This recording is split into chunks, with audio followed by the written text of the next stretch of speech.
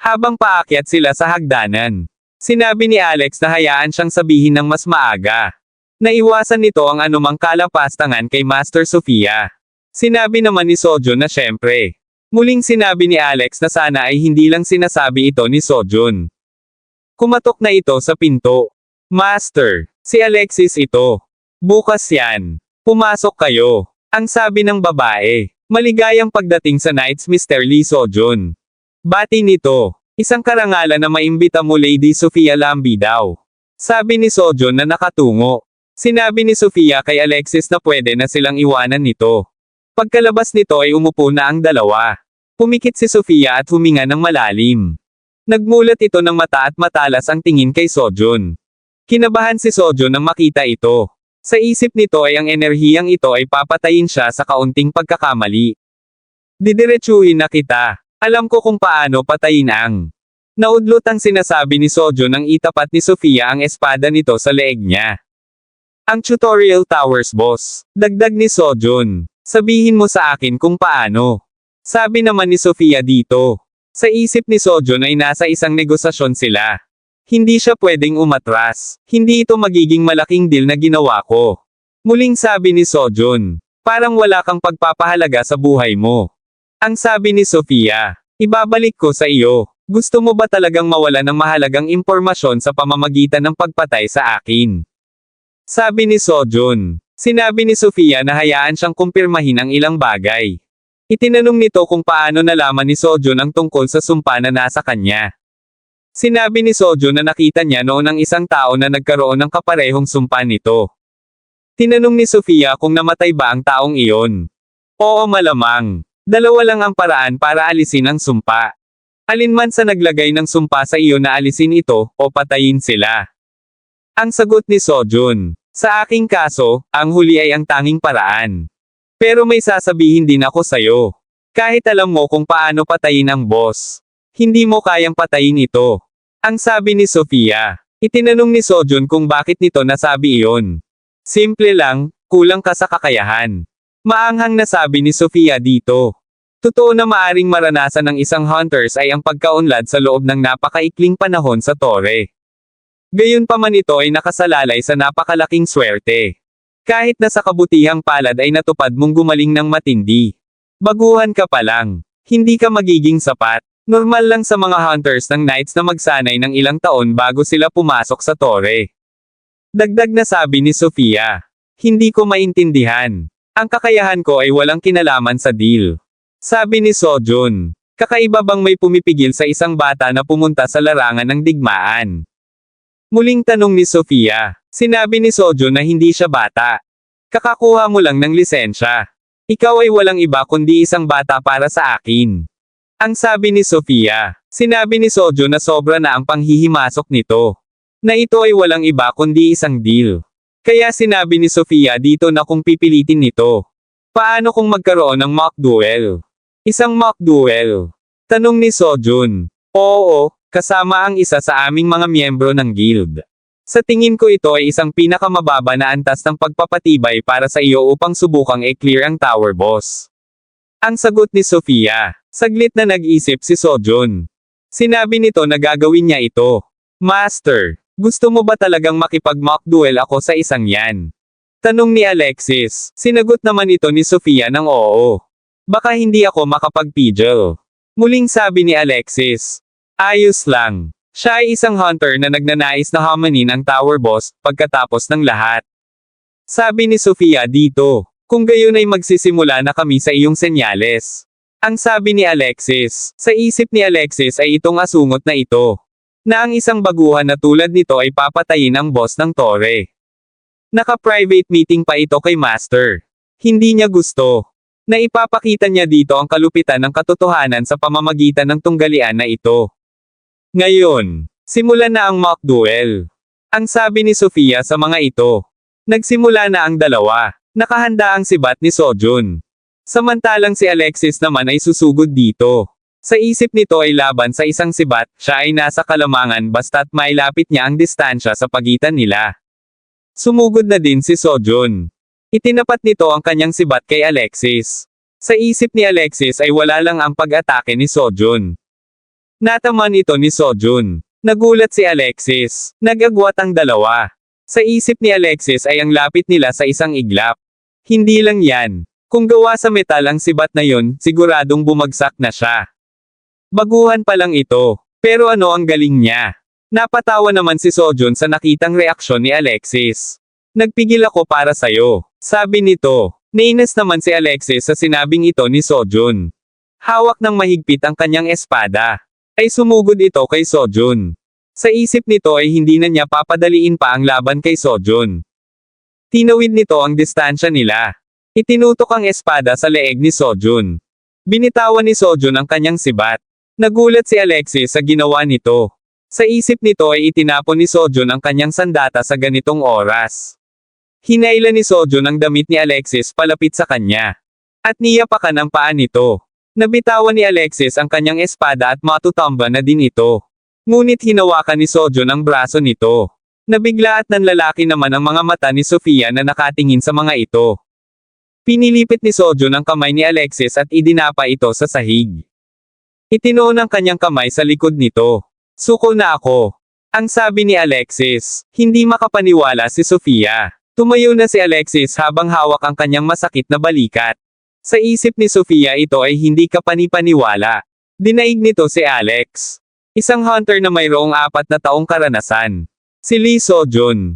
Alam kong kakaiba ito. Ngunit ito ay hindi normal. Sapat na bang patunay iyon para sa iyo? Tanong ni Sojun kay Sofia. Ito ay sobra-sobra. Humihingi ako ng pasensya. Mukhang mali ako sa aking pahayag. Na ikaw ay kulang sa kakayahan. Sagot ni Sofia. Bueno, totoo iyon. Pero wag mo nang isipin yan. Ang sabi ni Sojun dito. Hindi ito totoo. Ikaw ay malakas. Kung ikaw nga, ang maaring makagawa na talunin ito. Papayag ako na pumasok ka sa tutorial tower. Ang sabi ni Sofia. Kinabukasan. Sa labas ng guild house ni Sofia. Bakit ang daming tao? Hindi ba tayong 5 lang ang pupunta? Tanong ni Hairem. Iba ang tutorial tower sa ibang dungeon. 12 tao lamang ang maaaring pumasok sa isang pagkakataon bawat buwan. Sagot ni Sojun. Anong meron doon? Muling tanong ni Hairem.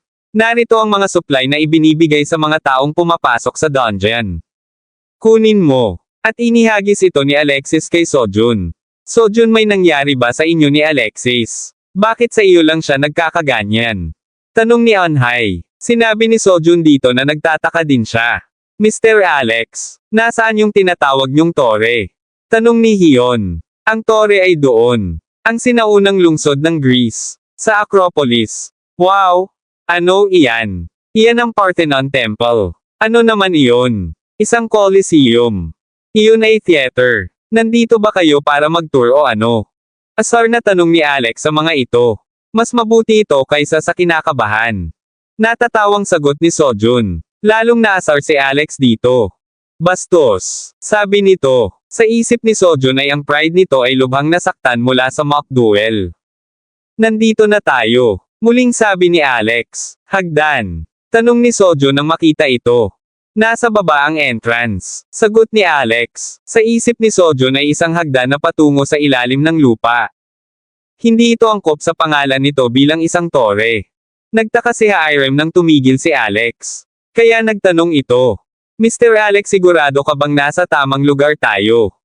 Isa lang itong pader. Ito ang entrance. Malapit na tayong tawagin ng tore. Anong ibig mong sabihin? Ang dungeon ang tatawag sa atin. Muling tanong ni Hairem. Maghanda na kayo. Malapit na ang oras para pumasok.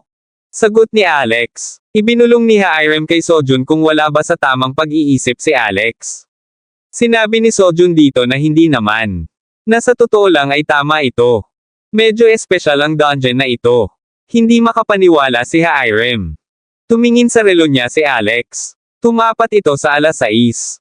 Saktong 6:00. Sinabi ng system na ang dungeon tutorial tower ay bukas na.